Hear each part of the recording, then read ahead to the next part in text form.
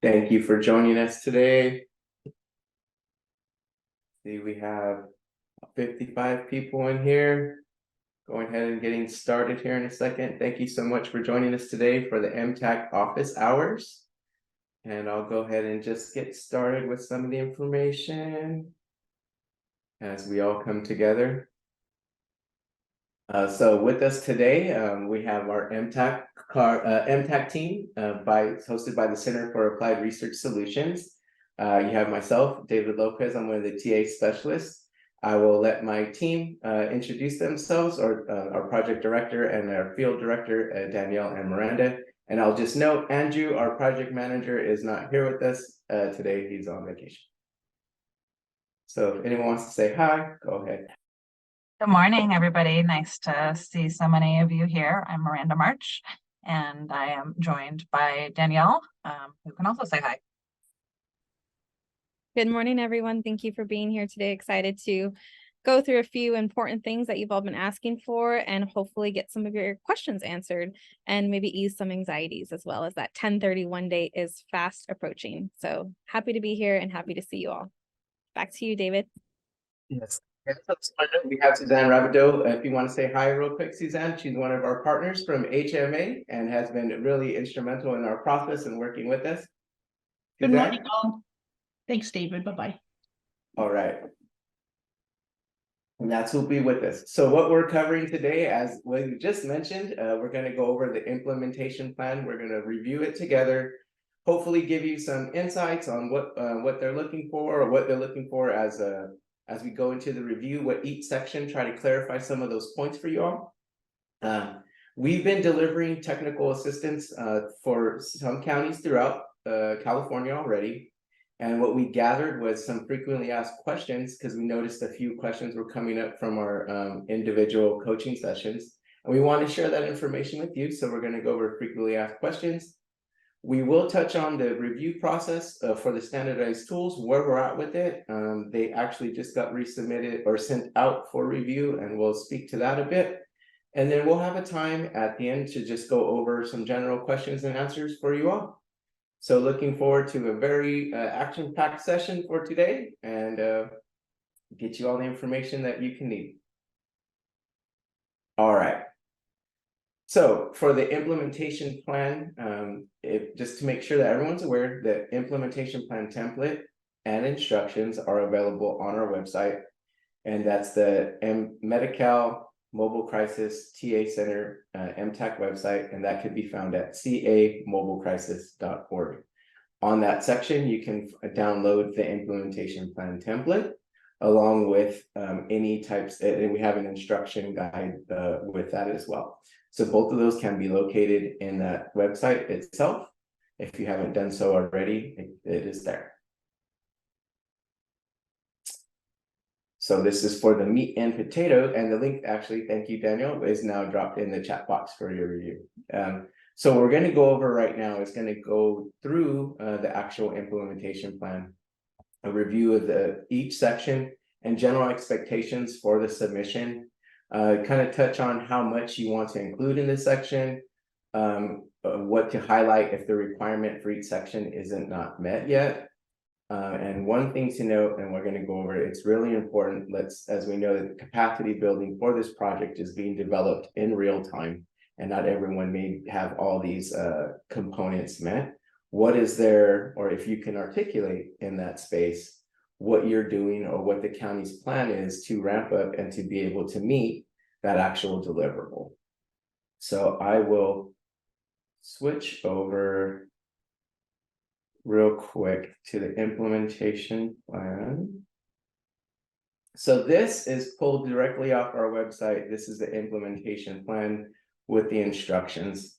And so what we're going to start with is the actual sections itself. So what we'd like to do is, of course, your organizational information. Hold on. Was it not scrolling for you all? Is it scrolling now?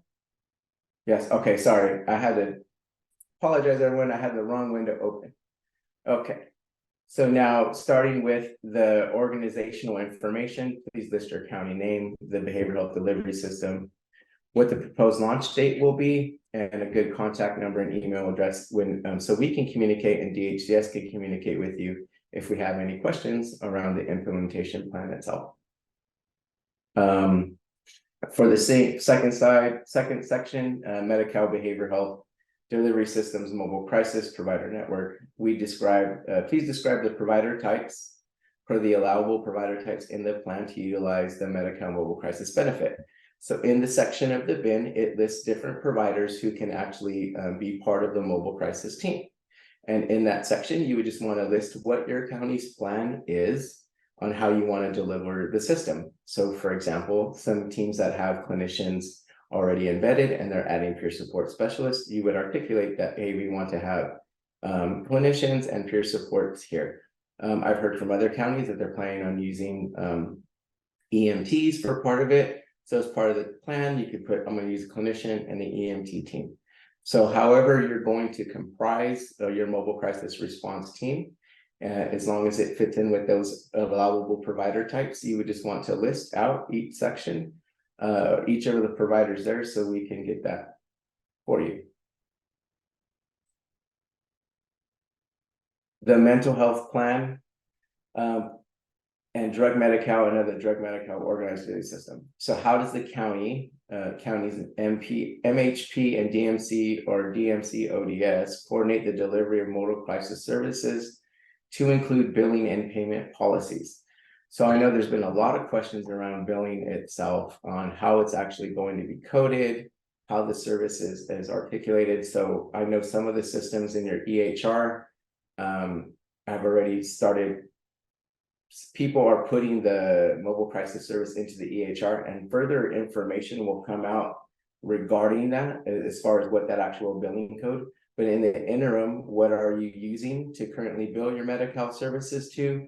How does that look? And is it how are you coordinating that to report out to the state and actually get billed for it? So what has your county used historically for this? How are you viewing to plan and implement the actual billing for that section? So put that in the section as best as you can, and then what those payment policies and how you remit payment. Okay, now to the required training section. So the required trainings, we just finished, or we finalized delivering the last of the required trainings. And so all of these trainings have been completed, and they're up. They're all being posted now up on the MTAC website, where you can view in as your team joins or completes. And this is one thing that we're really looking at for implementing the benefit. Now it's up to the counties or the individual organizations to maintain the record of how these trainings or who is completing these trainings. So currently, what we will need to do is anyone that's joining the mobile crisis team will need to take these trainings in order to start implementing and serving the benefit. However, we also know that mobile crisis teams grow and change throughout the years. That way, these trainings will be live and housed on that website for all team members to use. They could be downloaded and implemented to your own LMS or learning management system. And if that can help you keep track of who's completed those trainings. So let's say in the process you're starting or you're adding on new team members, you can write in your plan, current team members have already viewed all these trainings, and we will continue to, any new team members will complete these trainings prior to implementing the benefit. So we know this is an ongoing process. So here, what you would want to articulate is team members currently staff have taken core amount trainings. You would have a record of your certificates of completion, which are available or through the email box, and I'll touch on that in a bit. And then you just keep that record in case DHCS ever wants to get any of that information for you that you're certifying it. You'll have an archive record of the trainings that they have been completed. So you just maintain that and indicate that there. Now, so for some of the new exciting stuff that's just coming your way. So dispatch policies and procedures. Okay, so the tools, as I mentioned at the top of the hour, have just been released, and this includes for dispatch, crisis assessment, and the safety planning. Now, this was released to counties for review, and they are still being finalized. So right now, it's out to counties to give their input and see what they're using. So that's the standardized tool section for each one of these. You can choose to use the standardized tool that DHCS provides for you. Or you can also choose to develop your own tool that fits your county's needs. If you choose to develop your own tool, what will end up happening is that you'll submit your tool along with your implementation plan or your set of tools, and DHCS will review and approve, or if it's not approved, they'll work with you, or we'll have some TA to help get that tool approved by DHCS. So the tool is one component to each one of these sections. So the dispatch procedures, the mobile crisis tool, and the safety planning tool. Aside from that, when you're looking at the dispatch policies and procedures, what you want to do is articulate how dispatch will actually be operated in your in your county.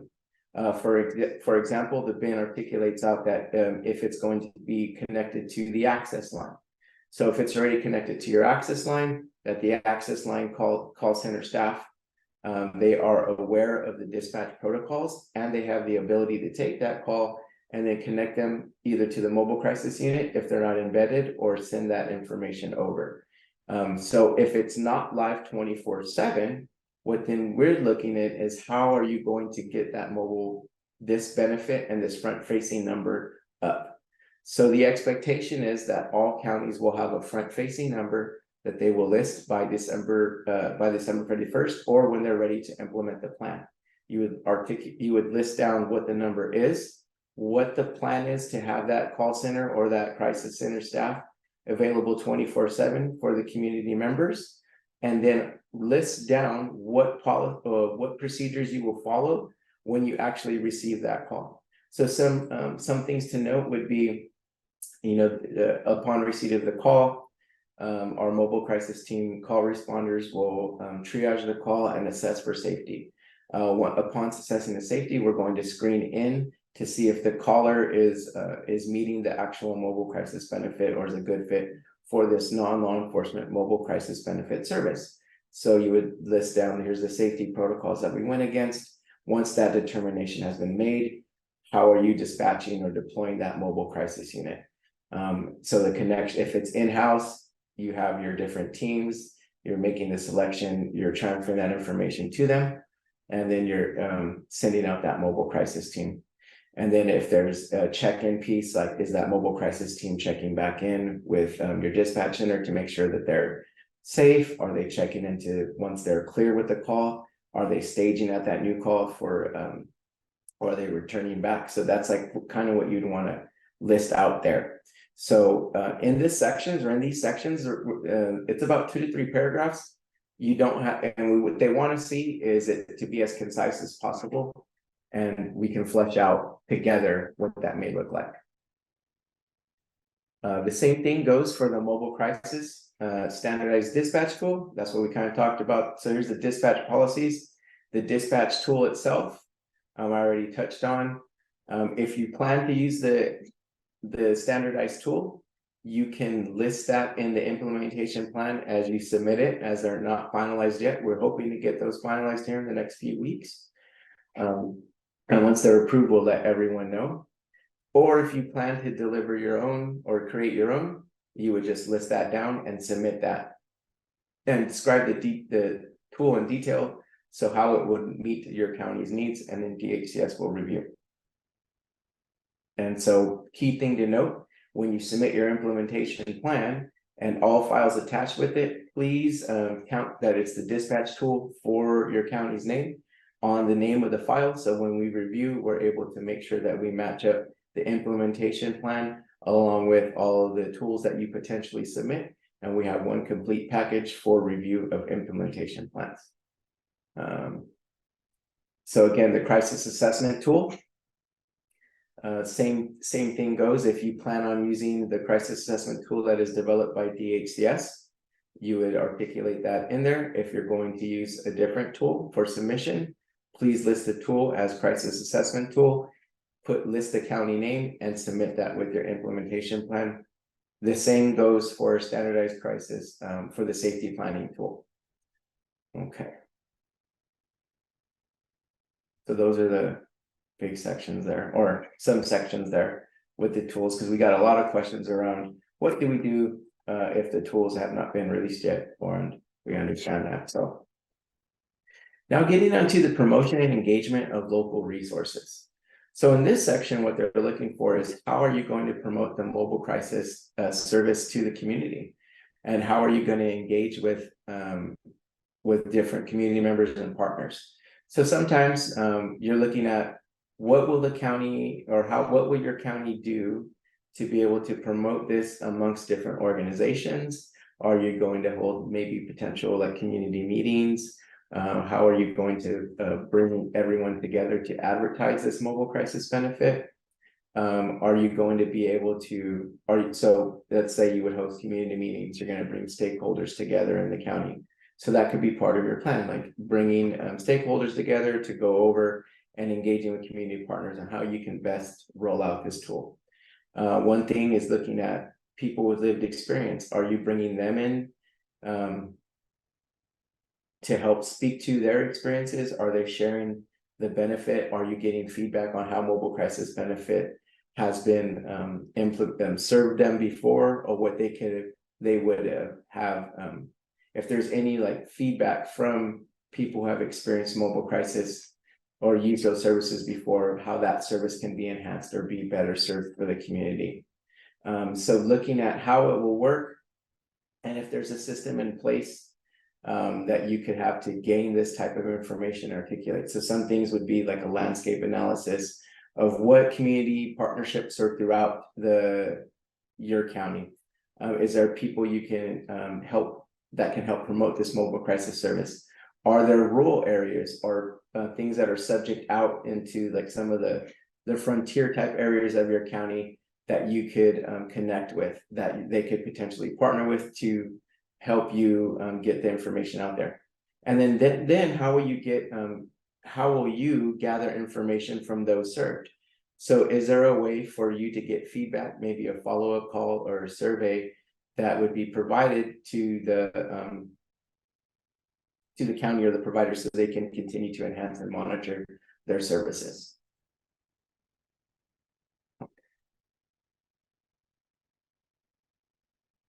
So now looking at local law enforcement and how your county will coordinate with law enforcement to reduce the unnecessary use of law enforcement in mobile crisis services. Now, this new mobile crisis benefit does not take away any existing services that your county potentially has, like co-response models. However, this benefit is unique in that it is separate from that, and it's not a law enforcement is not part of that.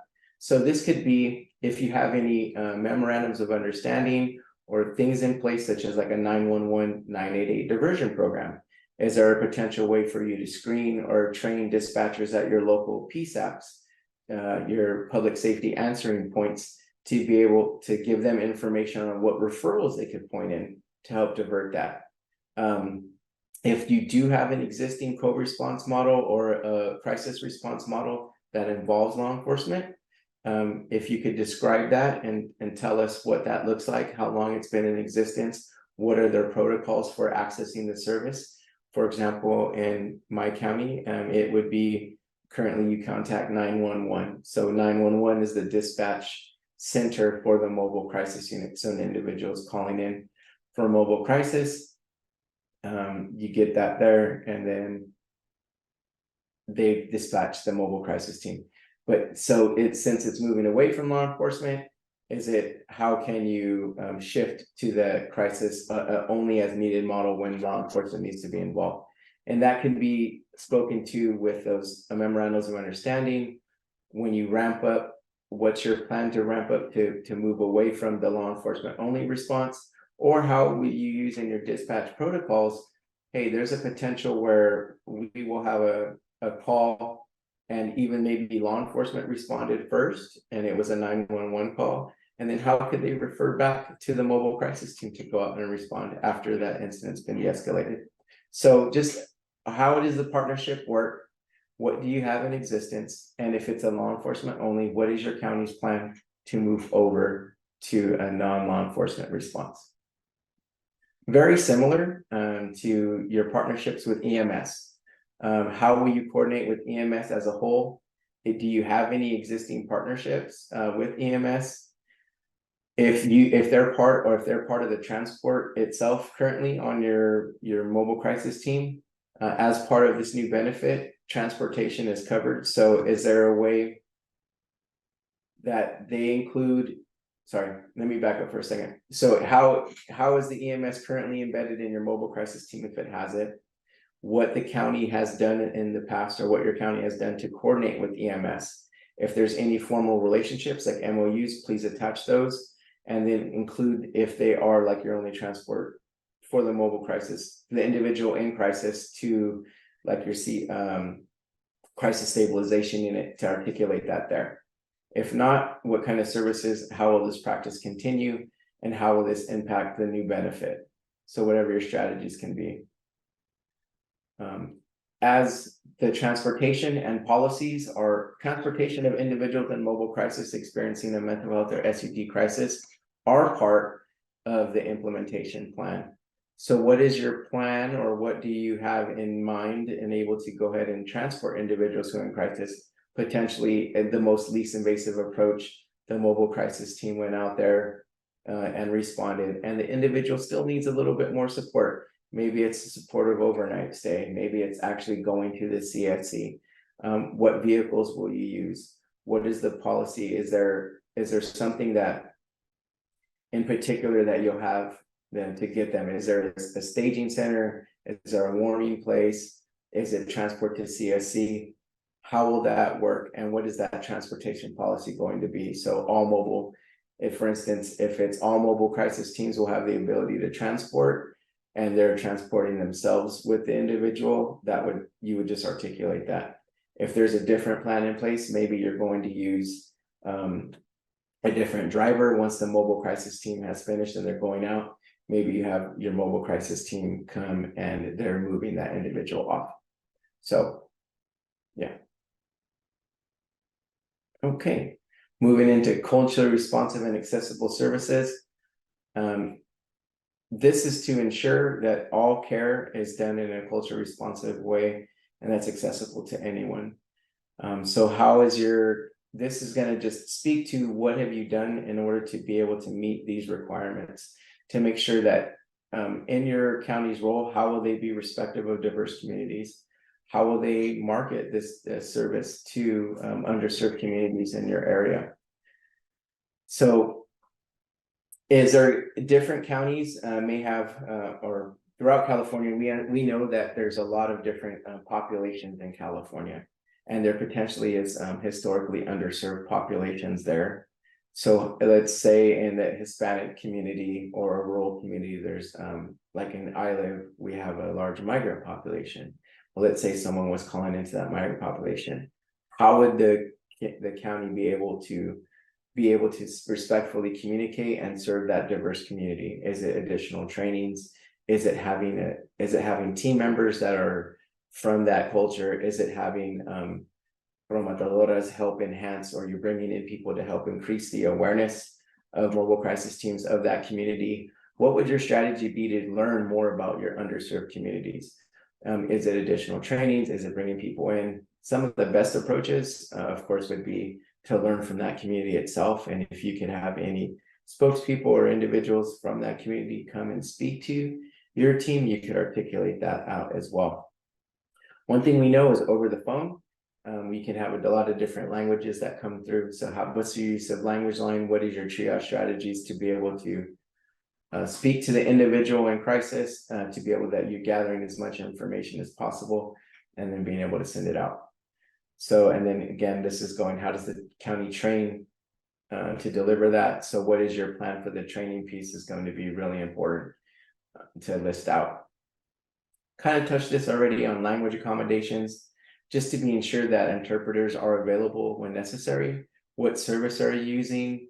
How long have you used it? What's the plan to get service in rural areas? What's the plan to get service for if it's needed upon dispatch? And things of that nature, so. And then responding to the needs of children and youth.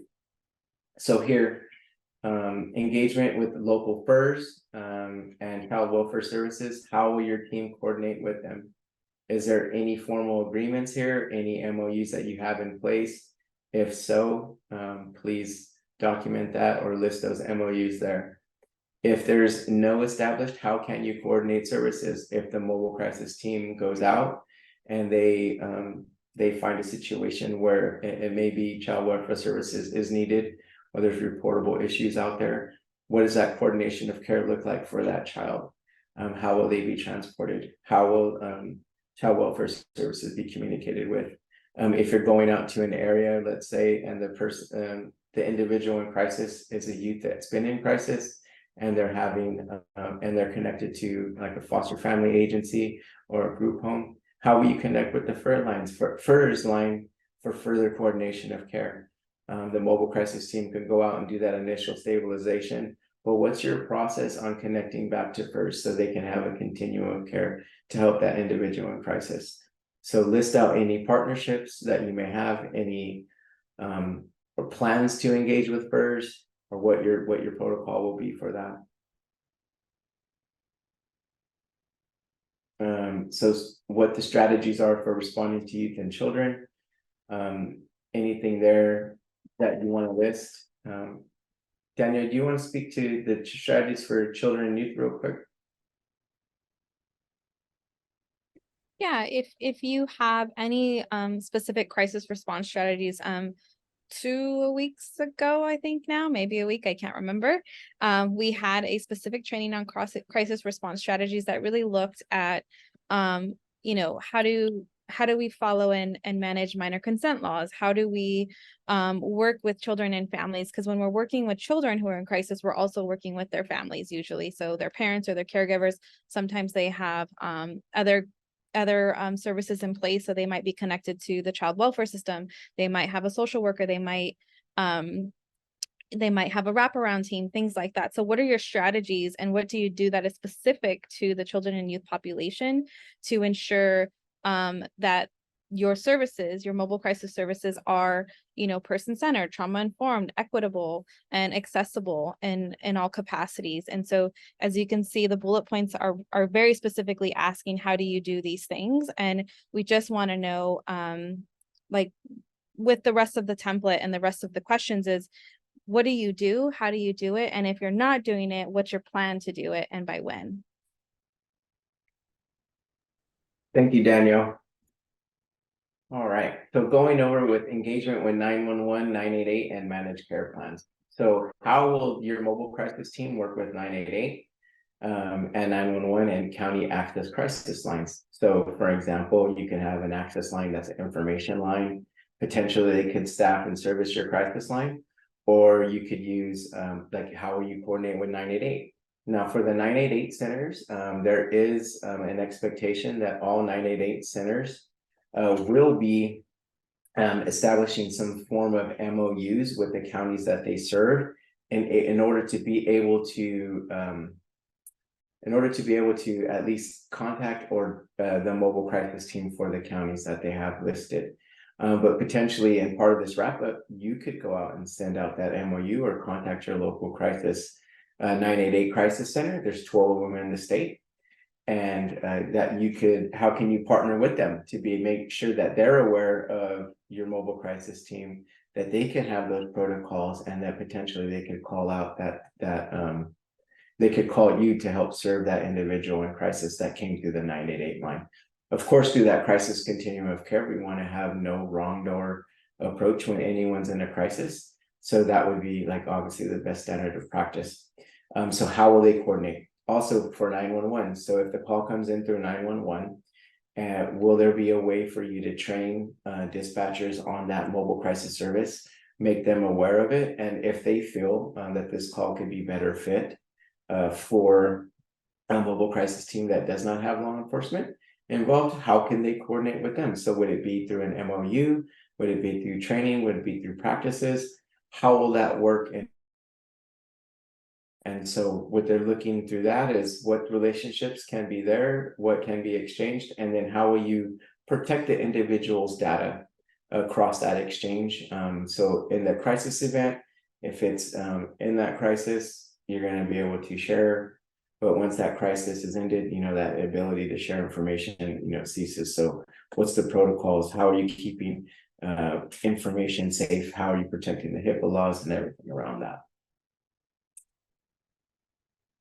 And then, so again, now we're going into the outreach to Medi-Cal members. So how will your counties promote this activity again to existing Medi-Cal members? How will it be advertised and marketed to ensure that there's promotions? It could be pamphlets in your clinics, it could be radio ads, it could be posters, whatever you feel like it's how it's going to be promoted. This is what you'd want to articulate here and just address it to what you feel is best for that. And then, yeah, once you've made it through all of those sections, brief paragraphs for each section, you'll just want to affirm that you will have completed that and attach all the documents with the dispatch tools, the county name, standardized planning tool, any local LEA partnerships agreements and EMS partnerships, and then you're attesting that it's done. And it's all coming together now. So that would be just the overview of what we're looking for there. Then we're going to go into some frequently asked questions. So I know that was a lot. I had to take a break. Thanks, Danielle, for helping me cover the children and youth section, as she's an expert in that area. Okay, so to cap that or highlight that, 2 to 3 paragraphs on each section and best of your abilities. Things to put in place. So we went over the general expectations, how much, 2 to 3 paragraphs. Yeah, the instructions are pretty clear, but then what we really want to do is like, what if the requirement is not yet met? So if the requirements are not yet met, again, like what is the county's plan to ramp up or to meet those requirements by the implementation plan date?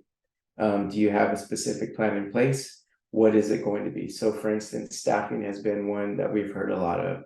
Like we don't have 24/7 staffing yet. Well, what's your current staffing of the mobile crisis team? And then what is your plan to ramp up to be able to meet that? We're hosting, it's posted on our job boards, hosting hiring events, plan to train, implement, and embed these team members by this date. List it out in a fashion that gives DHCS and us a way to be able to review and have good information. So to get you be able to implement the benefit as quickly as possible.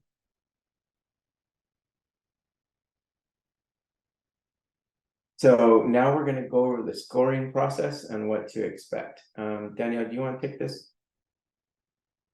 Yeah. So now that we've gone a little bit, well, we've gone through the implementation plan and kind of what the expectations, I know a lot of questions have come up is how much should we write?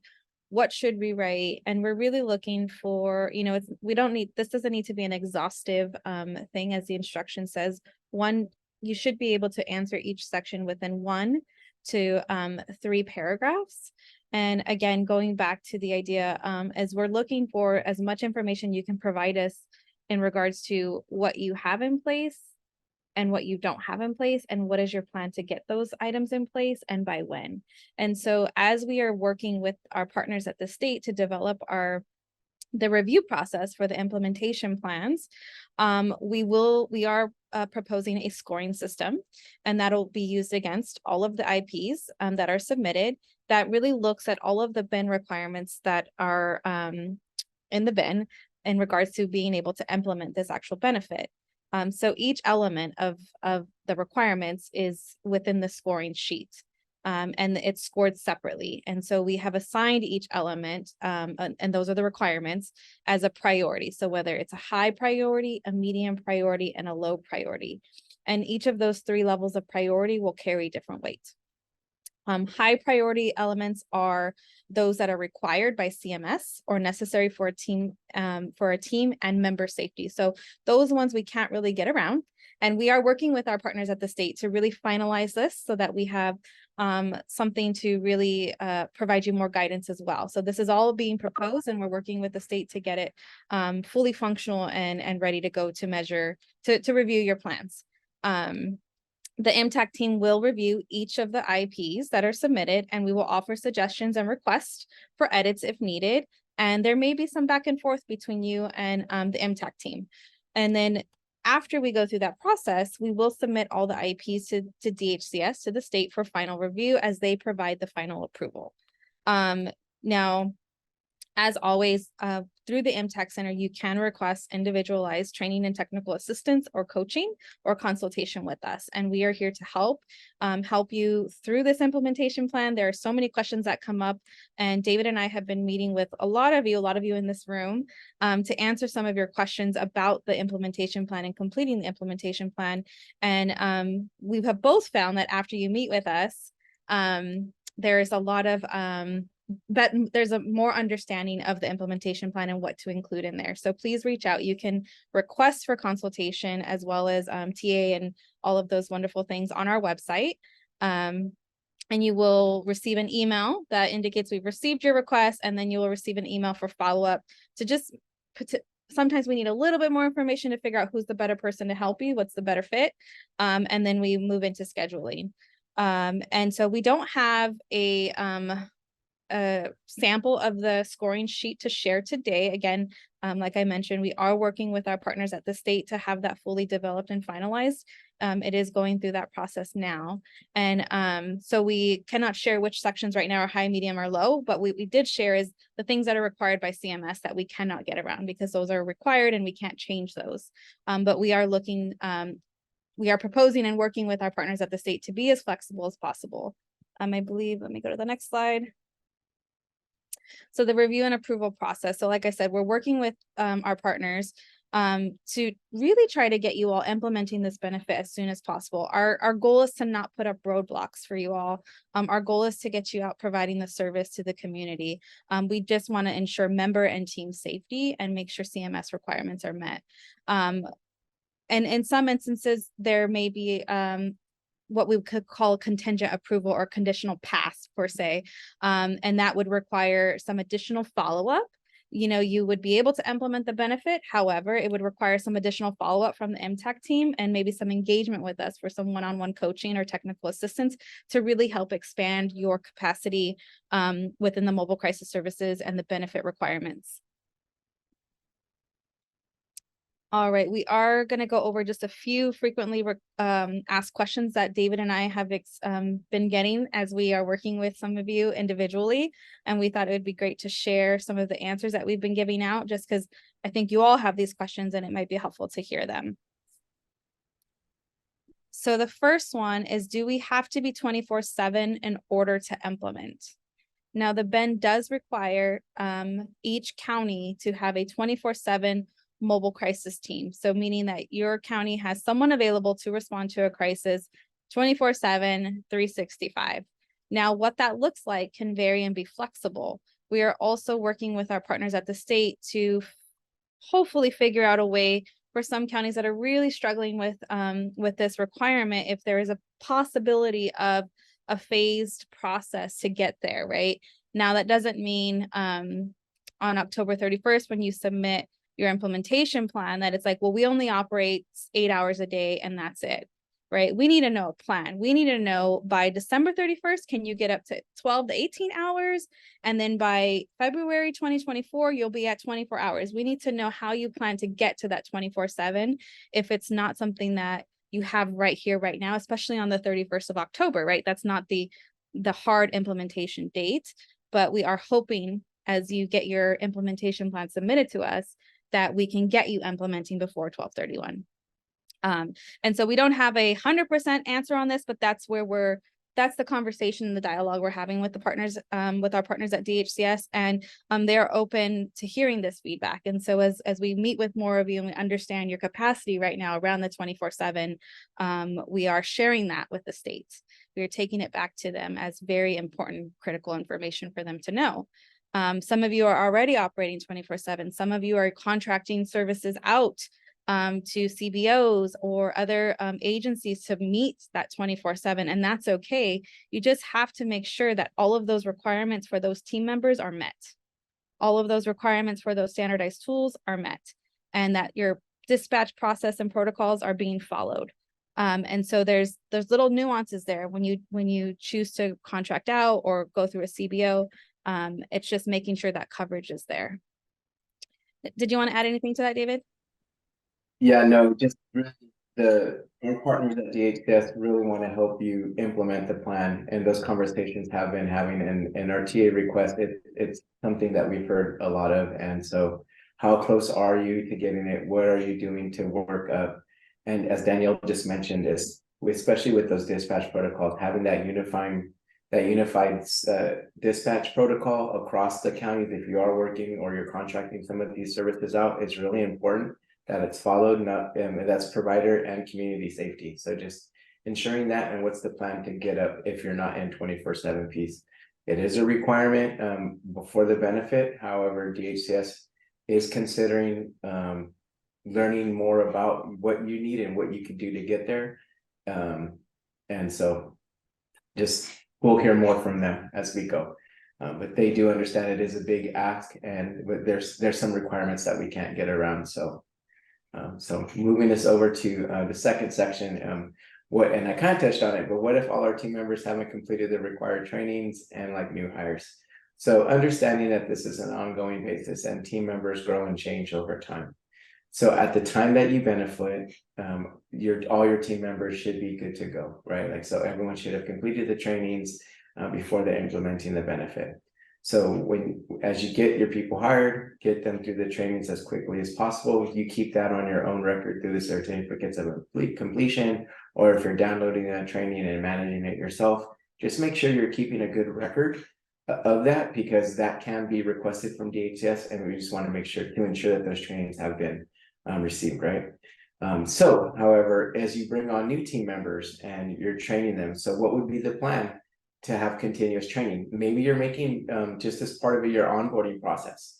That may be one of the most straightforward strategies that you could implement as you bring on new team members, that they're going through the trainings, they're going through a training a day or 2 trainings a day. And as they're shadowing and getting more familiar with that work, you can list all that through. So, hey, as we're bringing on new team members, this is where we're at. And this is our process, and this is our plan to get everyone trained up that's serving in this benefit, that they will have taken required trainings, or we've provided a training that's the equivalent. So just to be able to have that as well. Next question that we got a lot of is, we're waiting for Sorry, the David. Can I add Yeah. something to that? Yes, sure. We just got a question in the Q&A that is related to this. So on our website, we didn't want to create any confusion between enhanced trainings and core trainings, because the reality is those 2 sets of trainings are considered required. So we put them together as required training. So as long as you complete all those required trainings, you are good to go. So there isn't a separate section for the core required or the separate section for enhanced required. They have all been merged together in one place, so that you just have to go to the required section and that those are the required trainings you must take. And then there's a supplemental section. Those are the optional trainings that we encourage you to take, because there's a lot of additional really great content around service delivery, billing, and things like that are very relevant to the service you provide. So I just wanted to put that out there. Thank you, Danielle. Great catch. I'm glad that you're monitoring that for us. So to move on about the DHCS, so question we've got is, we're waiting for the standardized tools to determine what they'll use. What should we do? So in the interim, as part of your plan, if you plan on using the standardized tools, you could definitely articulate that and notate that as part of your plan. Currently, as we mentioned, they have been released out for counties for county review and feedback. And then once we receive that feedback, the tools will be finalized in coordination and in collaboration with DHCS, and then they'll be reviewed. Understanding that these tools are being ramped up and looking at the best practices, you can modify them to fit your county's needs. You'll have the standard tool, but you can make it fit your county's needs. And again, it would just be what you need to meet the services, to meet the needs of your community. So you could submit your own tool with it, what you see fit, the team will review, then you'll be good to go. So, just let us know where you're at with it. If you have your own tools already in practice, and DHCS approves, you're good to go. Some things to consider, the dispatch tools, just making sure that if you are contracting out, that the dispatch protocol is the same for each individual. So that way you can ensure the safety of both provider and the community. One question we get out is, can we contract out the 24/7 mobile crisis access line? Yeah, you sure can. And that's looking at, as long as everyone's received the same level of training and has that same standard protocol, you can contract out. It's so like even in the bin itself, it says like if it's going to be that front facing number, it has to have the front facing number that everyone can answer. So whether you're having it embedded, embedded with your mobile crisis service itself, or you're looking at like other regional crisis call centers that you could potentially contract to, they have to be able to receive, dispatch, triage the call, and then be able to, receive, answer, triage the call 24/7. The biggest thing, it can't just be an answering service by any means. It's not a recorded line. It has to be answered by a live individual. Those services can be contracted out, but it's just up to you to what you feel is best for that. Sorry, David, since we're on standardized tool and I see this conversation happening in the chat, which is great. Many of you are using Smart Care as your EHR. I understand that Smart Care has a crisis assessment and a safety plan available in that system. Now, if you want to use those and you want to propose to use those, you have to submit them with your implementation plan. Those are not approved by the state as the standardized tool for this benefit. So you would just need to submit those as attachments to your IP. That is your proposal, that you're planning to use those tools, and DHCS will determine if those are appropriate tools for the benefit.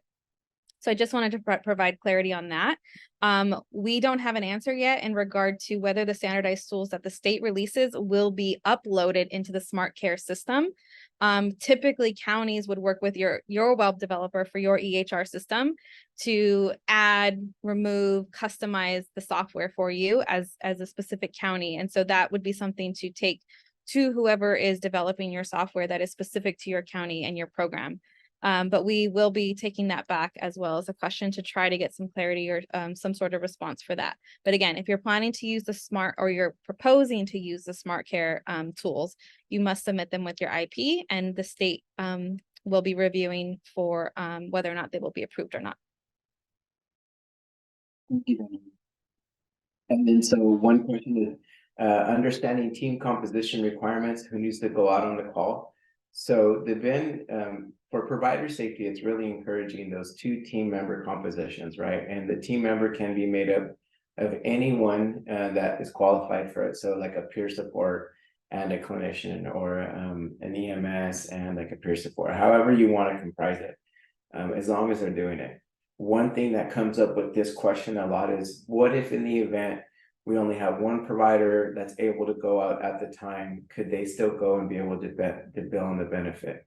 Well, yes. And the thing would be that they would still have ability to coordinate with another individual via telehealth or telephone or video conferencing in real time, so synchronous. They would be able to have that contact with someone else to help provide the service. Understanding that things happen, like how can someone be there just for safety, to provide that safety? So you want to make sure it's safe for the individual in crisis along with your team itself. One question that we got a lot about was getting an extension to submit the IP. And Danielle, can they get an extension to get the IP done?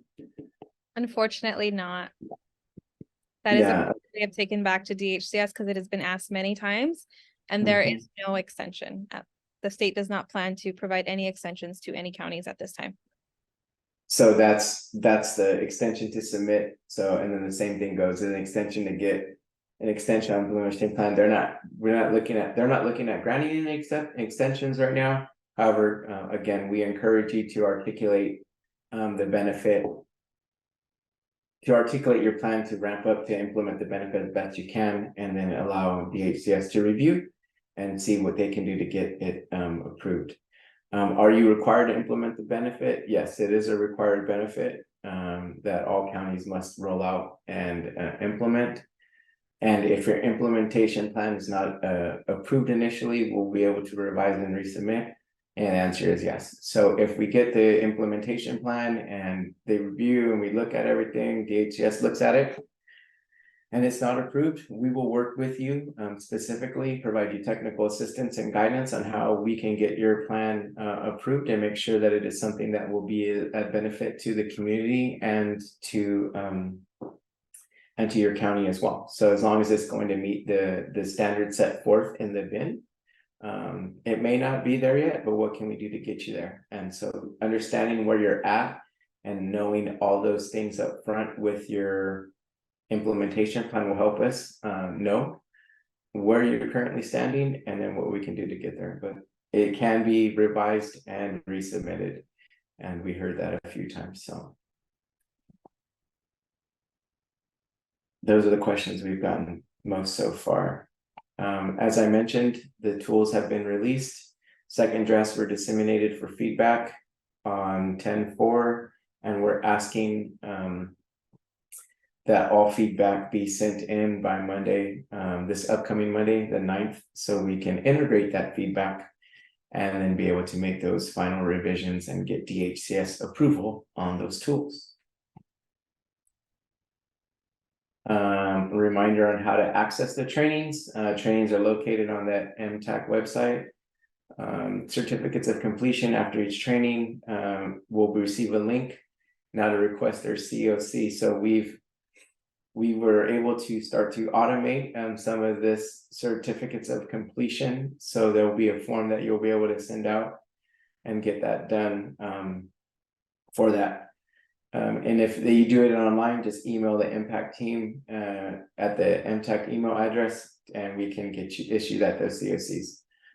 So just please again note that counties, it's up to you, and you're responsible for monitoring the compliance and record keeping of the staff's completion of each training. And then now we're going in to Q&A, and then I see a question right off the bat.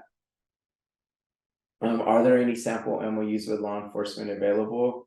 If you would just please email the MTAC website, I'm sorry, the email address, we can work with you on drafting some of those. We have some MOUs that have been used from other in samples that we can help you with. So Summer, yes, and we can do that. And now I'll drop the website. And so I see Kristen Miller. Thank you so much for going through the instructions. That was very, very helpful. I appreciate you doing that. I had just two hopefully easy, quick questions. One is on the implementation plan for the required trainings. You've explained that we can go ahead and say that we're in the process. There really is only the ability to say we have or haven't. So where would we, because my answer will be, we will be, before we implement, we will be fully trained, but I don't see where I would indicate that because there's also not a narrative box to be able to explain that. Kristen, you would just, it's a Word document, so you can just create your own, so just after the question, just space down or enter down, and you can just type your narrative in. Okay, you can tell I'm not real technical with words, so thank you for that. No and then the second question I have is a few monthly coaching calls ago, there was I believe a statement made that DHCS would be putting a FAQ on billing out. Is that still happening, or did I not hear that correctly? You heard that correctly. The state is developing an FAQ with, there are some billing and finance questions in there that are being addressed. to our understanding, is still being worked on and going through their approval process at the state. And so it has not yet been released, but we have been following up with the state to hopefully get a timeline. And once we do, we will let you all know. Okay, awesome. Thank you both so much. I just wanted to really quickly, there seems to be some confusion around the trainings, the required trainings. I just wanted to clarify one more time. There are two sets or two lists of required trainings. One is core and one is enhanced. And under the core required trainings, there are 5 different trainings, and under the enhanced required trainings, there are 5 different required trainings. All 5 different topics, 5 different trainings. On our website, we don't have it broken down by core and enhanced.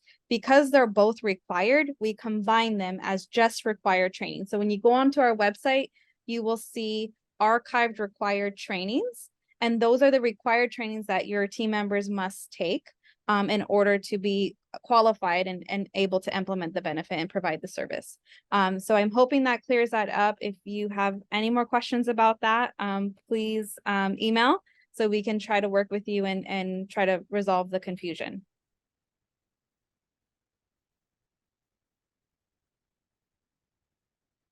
Alfie, the document on the website that says the IP template is the template you want to use for your implementation plan. I understand that it does look it's the same. It looks very similar to the instruction page. There are some minor differences. So the template is the actual document you want to use, not the instructions. Hi, I wanted to ask a follow-up question about one of the FAQ questions. It was about contracting out potentially like an overnight portion of the response.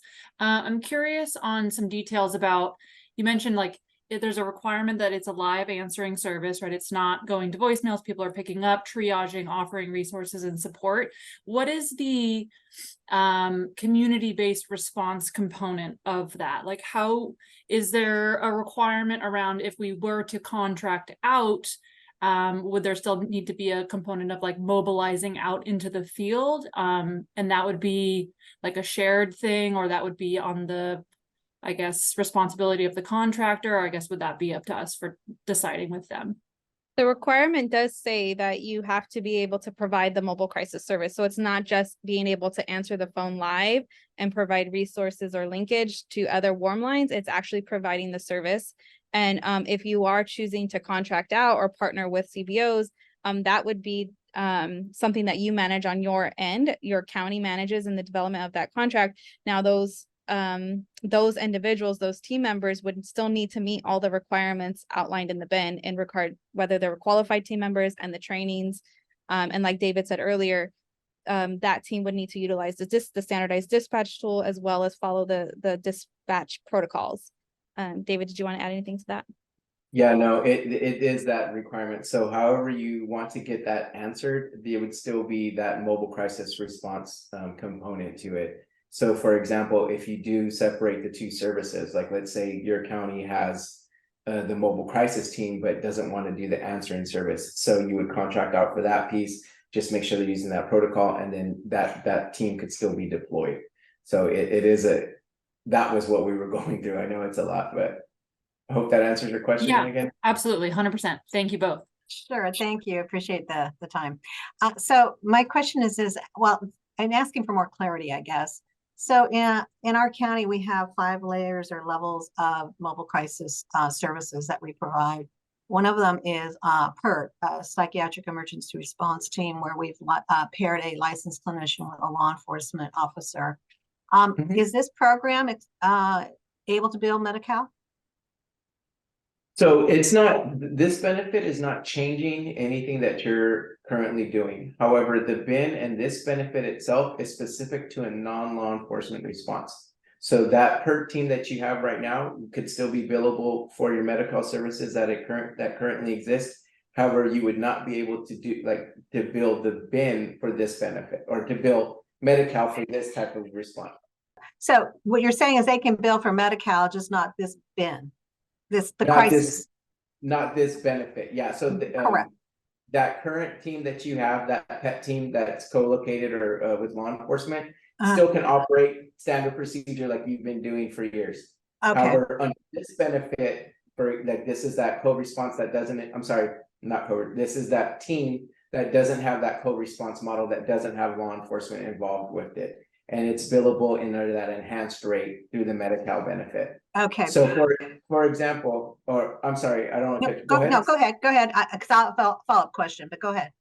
Okay, so for example, let's say the dispatch tool, like now you have this new front facing number, and during that that dispatch session, or during that call, you determined that, that pet team, the one that you have in existence that responding to law enforcement would be a better response. You can go ahead and send them out, like that doesn't want to change. It's really screening for safety and ensuring that, yes, there is a mental health or substance use crisis, and it fits this type of benefit where a non-law enforcement Okay. is there. So that, I just wanted to distinguish the two. It doesn't No. have to be. Yeah, no, that's very helpful. So my follow-up question then would be, so like I say, we have different teams. So for our mobile crisis response team, who would respond based on the criticality of the situation, if law enforcement is attached to that call, will they then not be able to bill for that enhanced rate? Yeah, that's correct. So that would not qualify for it, Okay, because that's what I wasn't clear on. So it really is dependent upon whether law enforcement attached or didn't, because if they Right. do, then that would null the ability to bill at the enhanced rate. right. Yeah. Got it. Okay, And that's so very helpful. let's say you have a co-response team go out, right? And it's determined that this isn't an appropriate call for them. There's no immediate safety risk and things like that. So they can refer you to the mobile crisis team under this benefit, and the service can be Correct.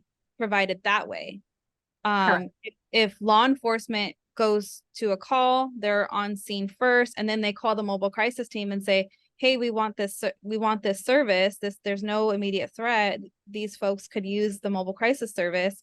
You can send your mobile crisis team and still reimburse. But as long as the primary response, you cannot bill for the benefit through a co-response team or through a law enforcement team. Okay, I don't think that has been really clarified in my mind, so you're really helping me with that to understand. So thank you, that was my question. Thank you. Glad we could help. Yeah, thank you, you did. Carly, I see you. Carrie, sorry if Carrie. Yes. Hi, I do have a question. And we had also put it in the chat, and my ear just caught you saying something to this, and I just want to clarify.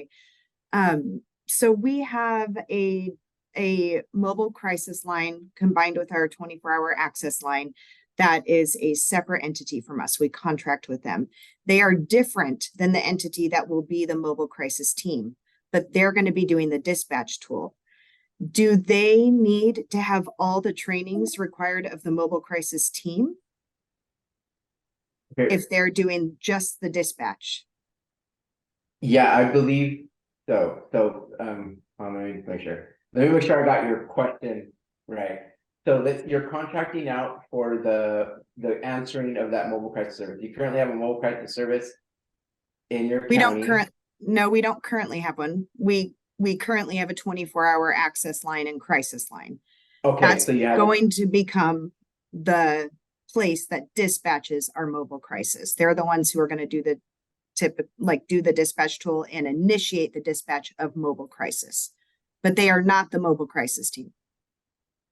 Oh, you know what? So I believe, and this is something I need to get clarification on. The way I understand is that everyone that would be part of the team would need to complete the trainings, and I'm presuming that also assumes individuals that are on the dispatch, because it says specifically on those dispatch protocols that everyone's team's trauma informed, like they went through it. Let me take that back before I give you an answer, Carrie, because I don't want to give you the wrong answer and tell you one way or another. Would you please put your email in the chat so I can get clarification, because I'm sure that question will come up. Sure. And here's my next question then. Let's say they do all need that training. Then what if we did it differently? What if they continue to be the crisis line and they say, hey, are you requesting mobile crisis? And then we punt it and we send it over to mobile crisis and they do the dispatch tool.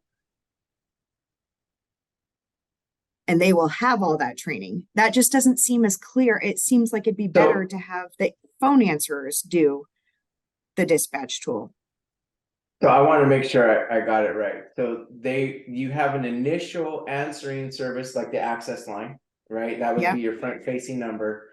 And then they could take the call, but then they're sending it over to the mobile crisis team once they determine it's a request for mobile crisis service.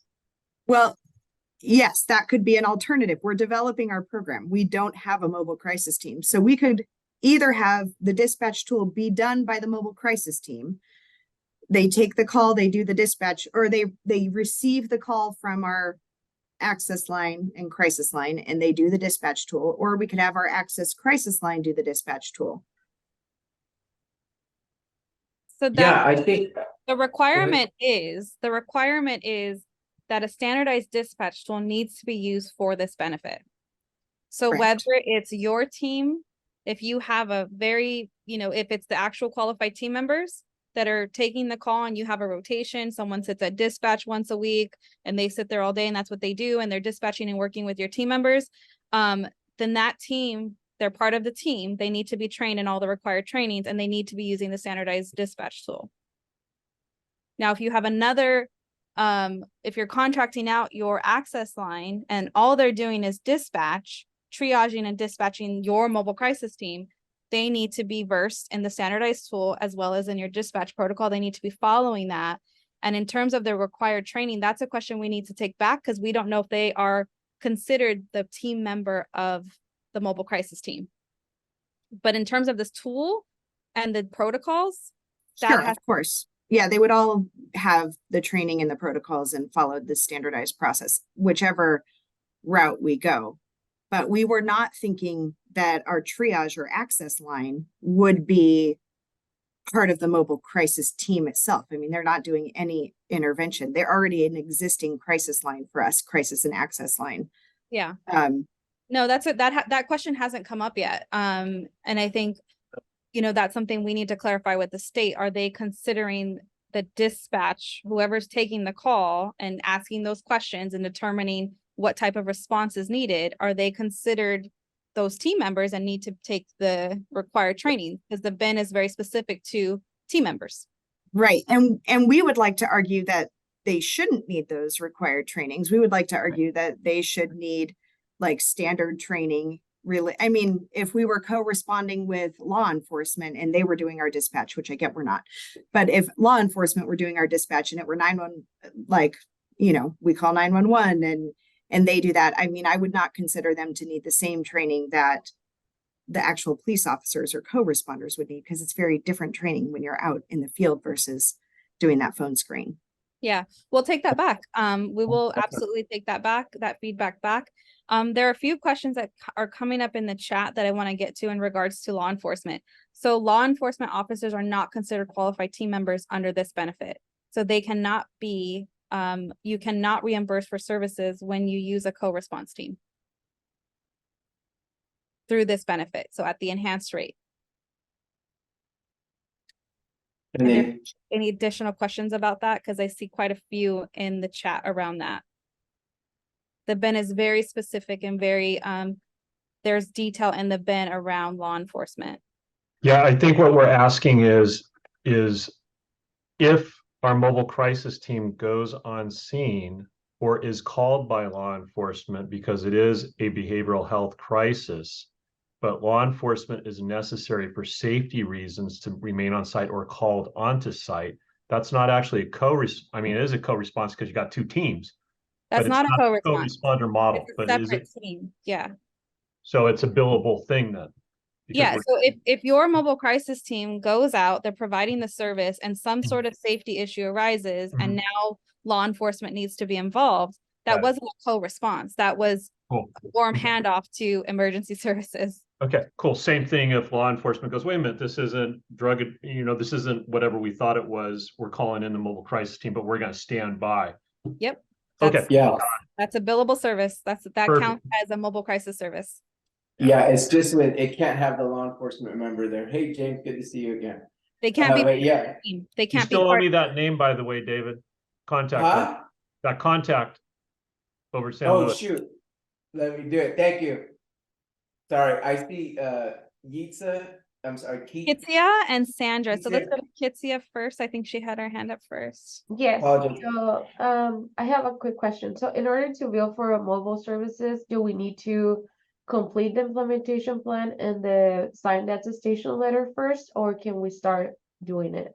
Okay, so those are two separate processes. The attestation is only for counties who are going through the expedited implementation process. And in the bin, there are details on what that is. So those are the counties that meet every single requirement. You would attest that you meet those requirements, and that requires a signature by, I believe, your deputy or behavioral health director. You would submit that. That would get sent to the state. They would either approve or deny it. You are still required to submit an implementation plan. You cannot implement the benefit without approval from the state. So even though you submit something does not mean it's approved. Does not mean you can implement. You have to wait for the approval from the state. Did that answer your question? Yes, thank you. Sorry, it's me again. So do you think the state will ever consider a PERT type model going forward? Because we have 13 teams that provide a really strong behavioral health component. And they are responding to the highest acuity type calls where they've been really highly trained to be able to respond to that level of call. So I'm thinking we're kind of missing the mark if we don't consider all options and opportunities to think about different types of models. Because it's something we've really invested in here, as well as our board of supervisors has, which is why we have 13 teams. Yeah. So I'm just wondering, is there any potential to reconsider or think in the future about what those different types of models could be? I'm not advocating it has to be one way, but I just wondering if it needs to be reconsidered or thought about, because we are getting recognition. We've got recognition through some actually state congresswomen and others. Dianne Feinstein's office came at one point to hear about the team. So, I mean, we're getting different kinds of positive feedback about the ability of this specialized, highly trained team to handle very complex behavioral health type calls. And we are having no use of force. Yeah, so I think great feedback, and definitely encourage you to share your feedback with the state. The specific benefit is specific to a mobile crisis services that is billable through Medi-Cal at that higher enhanced rate, right? And so counties can still operate their other models. It's just not billable through this service. This service is very specific around what can be billed through it. And the state is not changing that. And to our understanding, there is no plan to change that through this benefit right now. Will that change in the future? I can't tell you. Okay. But in terms of your additional services and your other models, those models can still operate, especially if they're— I understand, but I do think that they're providing a service that's equal to a mobile crisis response team. It's just they're really dealing with a very high, they're people who are suicide in progress, where there's weapons involved, where there actually has been a suicide. These are really high level acute kinds of responses that we've been either able to diffuse, de-escalate, so there's not a negative outcome occurring. And we get calls for them. It was an innovation project that was highly supported. Yeah. Yeah, and I think So that's why I'm saying, I just feel like maybe the state needs to really think about that. I know you're not the representative for them, but I'm just thinking, overall, it's, I think, a shame that these kinds of models that are creative and innovative and done differently. And, I'm not at liberty to speak about some other things that we're considering that are innovative, but I think they would be really well received if the state knew that we are really looking at from various angles and not just from one lens, because I think it's a it's a multi-pronged approach to how we manage crisis services, because there are different levels. And that's why we have 5 levels of crisis services in our county. Yeah, no, great valid points. And, this comes down from the federal government, right? And this is the new national practice.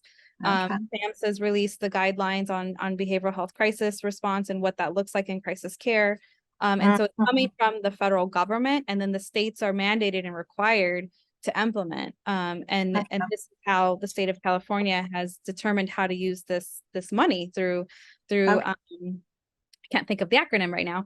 And so, but yeah, I think what you are bringing up is very valid. You know, more services like these involving different types of disciplines and services and models should be billable, right? That would be awesome. That would support county infrastructure and things like that around behavioral health prevention and all those things. So you're absolutely right. And hopefully one day we'll get there.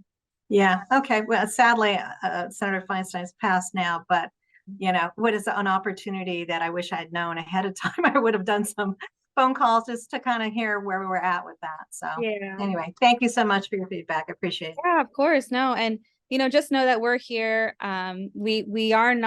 We don't work for the state. We work for CARS, and we are the contractor for the TA Center for this project. And we are doing our best to take all of the feedback that you all give us, because David and I have both actually been in the field as mobile crisis team members. We've been out there. And so we know the level of how hard this work is and how much commitment it takes and how hard it is to even put, you know, these types of requirements on counties and teams. And so we're doing our best to really support you all by taking your feedback back to the state and trying to work with them, and they're trying to work with us. And so it's happening, it's moving. It's just a little bit slower, but we're getting there. We're getting there.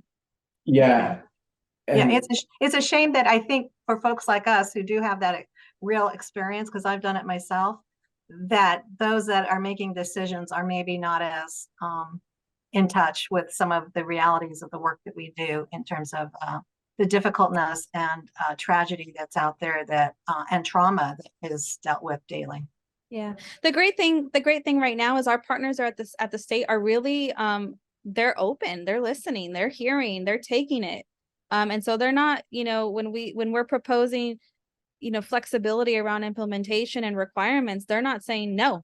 They're trying to hear and listen. And so that's the great thing right now. Something positive out of this, and something that indicates, you know, some movement.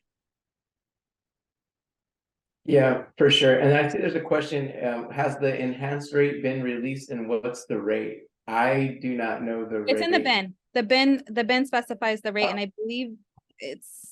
Oh gosh, I was gonna run off the top of my head. I want to say it's 85%, but I can't remember at the moment, but it is in the bin.